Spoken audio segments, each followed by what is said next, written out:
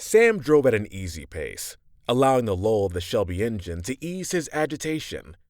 He had purchased the car after saving enough money working summers and after school with Leon Duvall at St. Tammany's mortuary, which had proven to be good preparation for their future careers.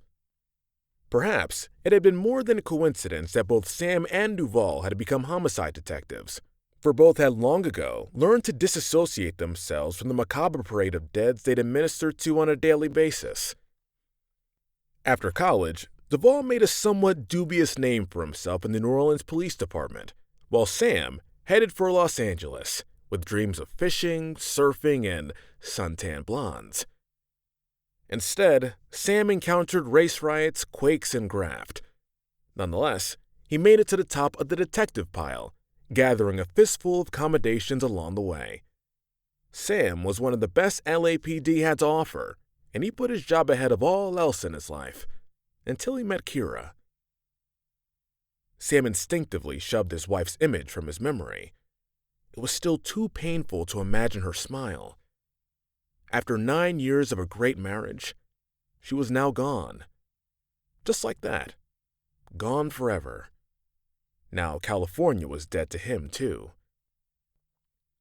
Only 1 week had passed since he had finally decided to bail out of LA and not look back. Not that he could see too straight these days, anyway. Since Kira's death, he had discovered that inebriation was quite underrated as a form of therapy. Sam gave the Shelby a bit more gas, just to feel her respond, an assurance to himself that something still could. Over the years, he had brought the car back to cherry condition. He knew it was time to do the same for himself.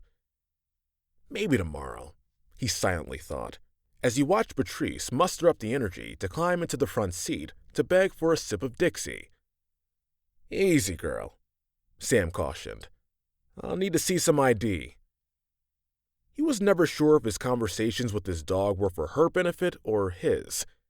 Either way, his own voice helped fill the void Kira's death had left in his life. Patrice licked his hand, belched, then hung her head out the window. "Couldn't have said it better myself, girl." Sam grinned. As Sam appraised the scenery, he recalled how St. Tammany had been another ending, and he was tired of endings. The house he had once lived in had been nothing more than a 4-room clapboard bungalow, but he and his father and Mammy Jim had lived there until he was a teen. It was home, as much as any place had ever been. Now the house was a memory, just like the old man, whose gin-marinated corpse lay in a crypt somewhere near the French Quarter. Jim had not written to him for 2 years, her old eyes a bit too thick with cataracts to relish correspondence.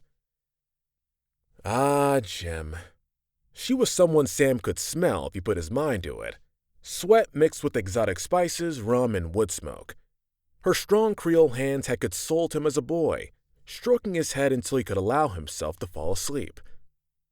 Sleep had never come easily for Sam, not since the hurricane had roared through town with its high winds, hurling debris like exploding railroad cars. He mostly remembered the noise and the echo of his father's screams as he pulled Sam's mother out from beneath the heavy religious triptych that had hung over their bed. Sam soon came to understand the bitter irony of that night. In his young mind, his mother had been murdered by Jesus. Yep, Jesus was the perp, he had told himself, and the heavy crucifix was the weapon. Now Sam cocked a brow as he recalled his first great detective work. Jim had stayed on as his mammy, and she was truly the only mother he remembered. Sam took another swig as he tried to recall Jim's real name. He couldn't. He had nicknamed her Jemima when he was 4 years old, enthralled by her resemblance to the mammy on the pancake box with the same name. Now he shook his head at his youthful lack of political correctness, but Jim had always professed to love the name. That's because she loved Sam. The memories of Jim allowed him to ease back into his seat even more. Perhaps he would see her tomorrow. Tonight, however, he was going to enjoy the comfort of a different kind of woman. Sam smiled as he goosed the Shelby. At last, he was returning to the city he loved, and to the one other person in his life that was still there for him.